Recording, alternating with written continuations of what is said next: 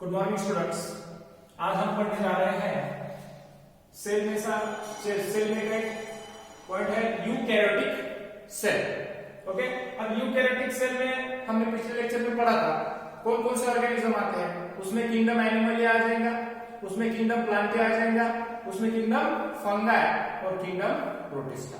ये चार टाइप का चार जो क्लास है डिवीजन के सेल वो उसमें आ जाते हैं। अब देखिए हम उसमें अभी एनिमल और आगे के लेक्चर में प्लांट सेल का स्टडी करने वाले हैं। अभी एनिमल सेल एक डिफरेंट स्ट्रक्चर में रहता है, डिफरेंट शेप में रहता है।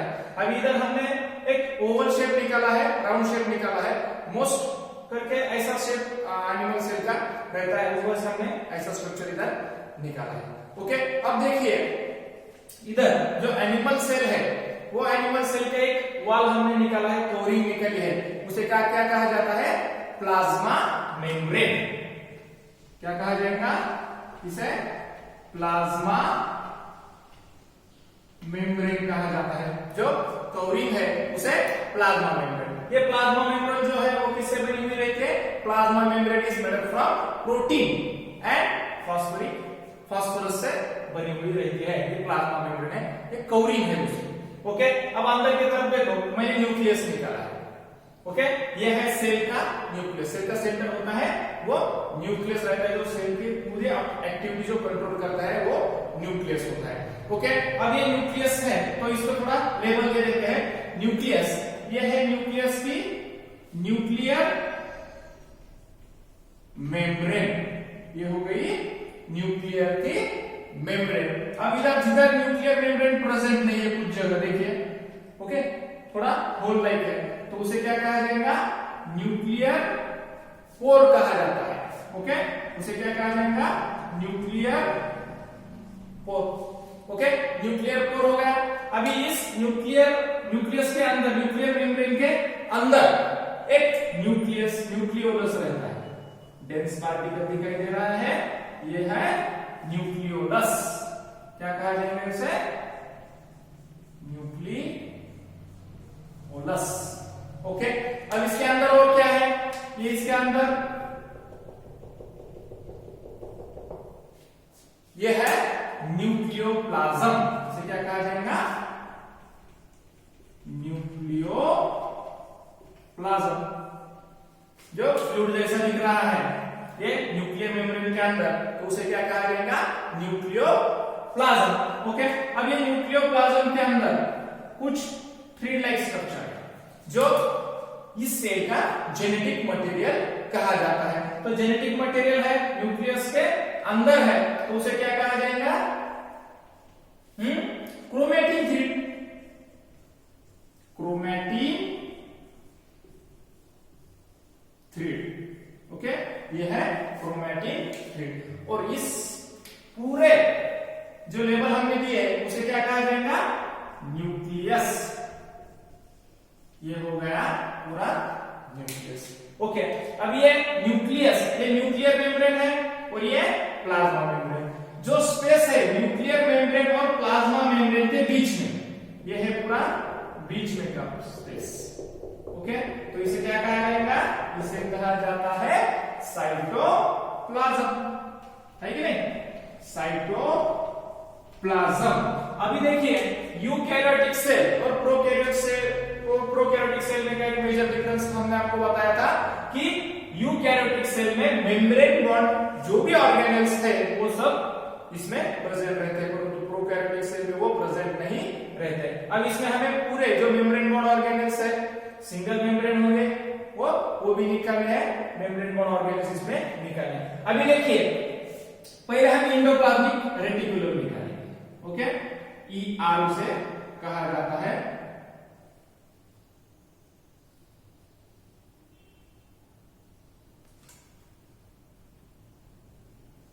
ये है दो ER हम निकालेंगे।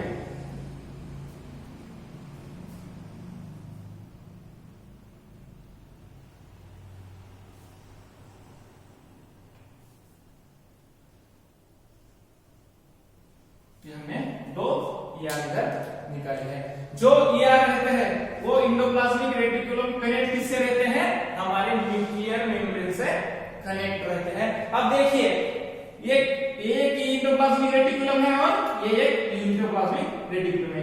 इस इंडोप्लाज्मिक रेटिकुलम पे हमने निकाले हैं ये ब्लैक कलर के जो है राइबोसोम अटैच है। ये कौन है? राइबोसोम। अब बताइए यूकैरियोटिक सेल में कौन से राइबोसोम प्रेजेंट होते हैं?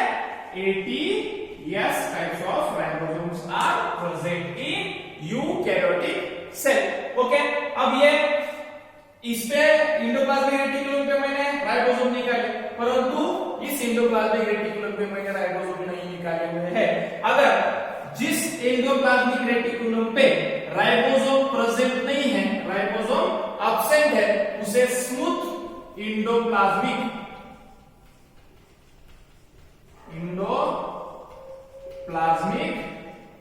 रेटिकुलम कहा जाता है।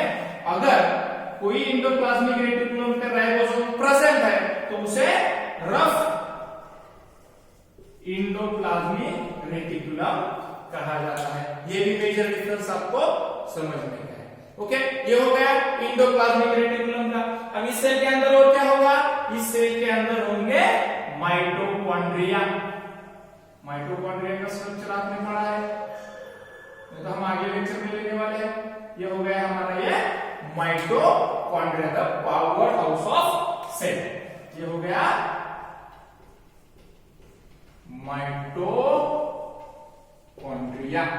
ओके, हमने जो प्रोकैरियोटिक सेल में पढ़ा था उसमें जो मेसोसोम होते हैं वो माइटोकॉन्ड्रिया का काम करते हैं।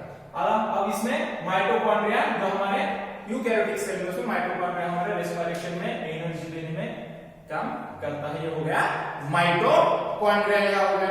अब देखिए इसमें कुछ गोल्गी बॉडी होंगे। Okay, Golgi body. अब गोल्गी बॉडी का स्ट्रक्चर कैसा रहता है?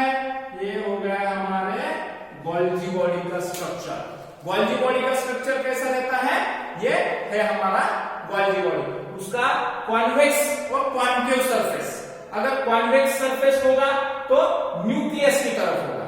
ओके, कॉन्वेक्स सरफेस होगा तो न्यूक्लियस की तरफ होगा, और कॉन्केव सरफेस होगा तो किसके तरफ? प्लाज्मा मेम्ब्रेन की तरफ रहता है। ये हो गया हमारा गोल्गी बॉडी।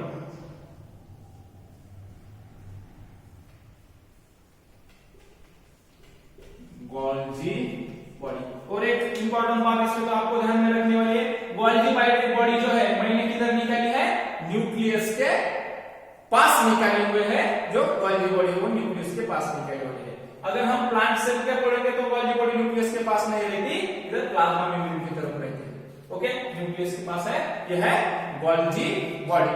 ओके, कुछ केमिकल से भरे हुए, फुलफिल हुए वाले कुछ सब्सटेंसेस इसमें रहते हैं। ओके, केमिकल से भरे, एंजाइम से भरे हुए कर सकते हैं हम उससे। ओके, तो एंजाइम से भरे हुए सब्सटेंसेस है तो उसे क्या कहा जाता है? लाइसोसोम।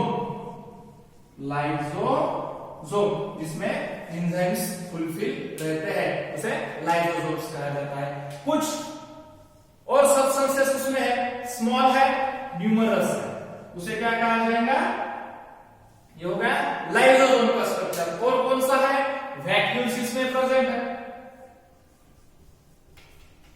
ये हो गए वैक्यूल्स, स्मॉल है और न्यूमरस नंबर में। अगर प्लांट सेल होता तो एक रहते और वो बड़ा रहता है प्लांट सेल में। एनिमल सेल में बहुत है, नंबर बहुत है, परंतु उनकी साइज बहुत स्मॉल रहती है। और उसमें क्या है? और एक इंपॉर्टेंट पॉइंट इसमें है जो एनिमल सेल में है पर प्लांट सेल में नहीं है। कौन सा है? सेंट्रियोल्स। कितने सेंट्रियोल्स रहते हैं? 2 सेंट्रियोल्स प्रेजेंट रहते हैं। वन वेंट्रिकल और एक उसको हॉरिजॉन्टल रहता है। एक वेंट्रिकल और एक हॉरिजॉन्टल, उसे सेंट्रियोल कहा जाता है। देखिए ये हो गया हमारा सेंट्रियोल्स। और ये सेंट्रियोल्स के बाहर क्या रहता है? पेरी सेंट्रियोल फाइबर्स रहते हैं। पेरी सेंट्रियोल्स फाइबर कितने रहेंगे? 9 नंबर में। 1 2 3 4 5 6 7 8 9। ओके, ये हो गए 9। क्या है? 9 पेरी सेंट्रियोल फाइबर। ओके, 9 हो गए पेरी सेंट्रियोल फाइबर्स। ओके, अब उसे क्या कहा जाएगा? सेंट्रोसोम। ये पूरा जो स्ट्रक्चर हो गया है ये क्या हो गया? सेंट्रोसोम। Centrosome, okay. सेंट्रोसोम इस तरह के होते हैं। और इसमें क्या है, अब देखिए सेंट्रोसोम किसे कहा जाता है? एक तो ये क्या है? सेंट्रियोल्स भी है। ये दोनों क्या है? सेंट्रियोल्स। सेंट्रियोल्स और पेरिसेंट्रियोल्स फाइबर। सेंट्रियोल्स और पेरिसेंट्रियोल फाइबर्स मिलकर क्या होता है? सेंट्रोसोम कहा जाता है, ओके। सेंट्रोसोम हो गया। और क्या है इसमें? और इसमें है साइटोस्केलेटन स्ट्रक्चर। इसमें क्या प्रेजेंट है? Cytoskeleton structure. अब देखिए ये साइटोस्केलेटन स्ट्रक्चर, ये है साइटोस्केलेटन। क्या कहा जाएगा इसे? साइटोस्केलेटन। अब साइटोस्केलेटन किससे बने होते हैं? तो साइटोस्केलेटन बने होते हैं माइक्रोट्यूब्यूल्स और माइक्रोफिलामेंट से बने होते हैं। देखिए ये हो गया माइक्रोट्यूब्यूल्स, माइक्रोट्यूब्यूल्स और माइक्रोफिलामेंट्स। माइक्रोफिलामेंट्स। अब जो माइक्रोट्यूब्यूल्स होते हैं वो पाइप और वो रहते हैं हॉलो और पाइप लाइक। माइक्रोट्यूब्यूल्स होते हैं हॉलो और पाइप लाइक, ओके। कैसे रहे? माइक्रोट्यूब्यूल्स हॉलो और पाइप लाइक रहते हैं। और माइक्रोफिलामेंट्स जो है वो कैसे रहते हैं? रफ रहते हैं और रॉड लाइक रहते हैं। सॉलिड और रॉड लाइक कर सकते हैं हम उसे, सॉलिड और रॉड लाइक। और देखिए जो माइक्रोट्यूब्यूल्स है उस माइक्रोट्यूब्यूल्स में ट्यूबुलिन प्रोटीन प्रेजेंट रहती है। कौन सी है? It is made from tubulin protein. इससे बना हुआ होता है माइक्रोट्यूब्यूल्स, ट्यूबुलिन प्रोटीन से बना होता है। और माइक्रोफिलामेंट्स जो है वो एक्टिन प्रोटीन से बना हुआ रहता है, एक्टिन प्रोटीन से बना हुआ रहता है। ये इस तरह से पूरा हमारा क्या हो गया है?